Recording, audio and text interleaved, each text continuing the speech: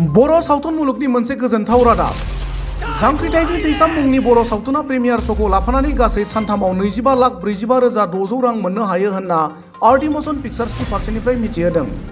सानथामनि गेजेराव बेबायदि रां मोननो हानाया बर' सावथुन मुलुगनि बेयो मोनसे रेकर्ड। मख'नो गोनांदि देग्लाय बोसोरनि बर' सावथुन मुलुगाव बयनिख्रुइबो बांसिन बाजेटजों दिहुनजानाय पंकज लाहारीनि लिरनाय आरो दिथा होनाय आरडि मशन पिक्चार्सनि बेनाराव दिहुनजानाय जांख्रिथायनि थैसाम बर'नि जारिमिनारि सावथुनखौ थांनाय 30 सेप्तेम्बर खालारखालि चिरां जिल्ला सिंनि बिजनी हालामनि बरलावगावआव मोनसे हारिमुआरि दिन्थिफुंनायनि गेजेरजों सुलेखा बसुमतारीनि आखाइजों बेखेवनानै होदोंमोन। मख'जाथावदि बेखेवनाय उननि साननिफ्रायनो जांख्रिथायनि थैसाम बर' सावथुनखौ रायजो राजाफोरा गोबां अनसायनायखौ नुनो मोन्दों।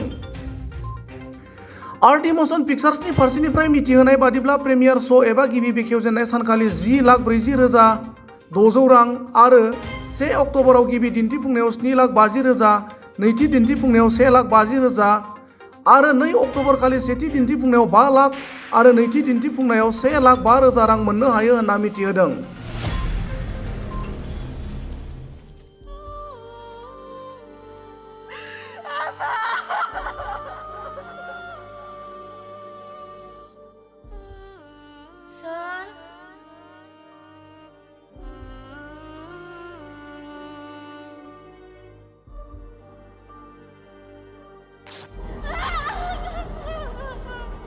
हौवाया न'आव फैयोब्ला सिरि सिरि खौरां हर।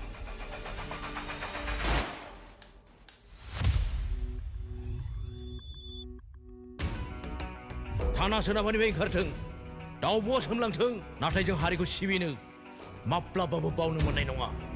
जै बर' हारिनि! नोंसोर बायदि फोथाय खेबस'नि थाखायनो बे बर'नि बिर जोहोलावफोरा गाव गावनि जिउखौ फोजोबना लानो गोनां जादों।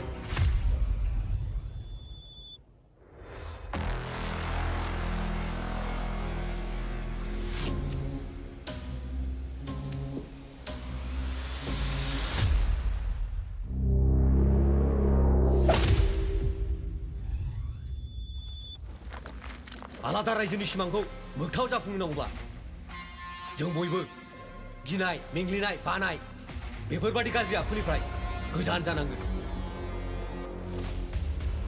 मा खन्था रायलायबाय थादों बेहाय?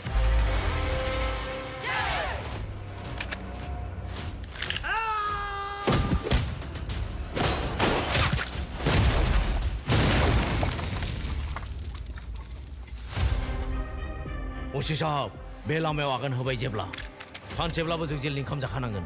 बे बाथ्राखौ मिथिसेयावबो जों बे लामायाव आगान होदों। अब्ला साननानै नाय, हारिनि सेन्टिमेन्टआ जोंनि सोलेराव माबायदि रोदा रोदा हाबनानै दं।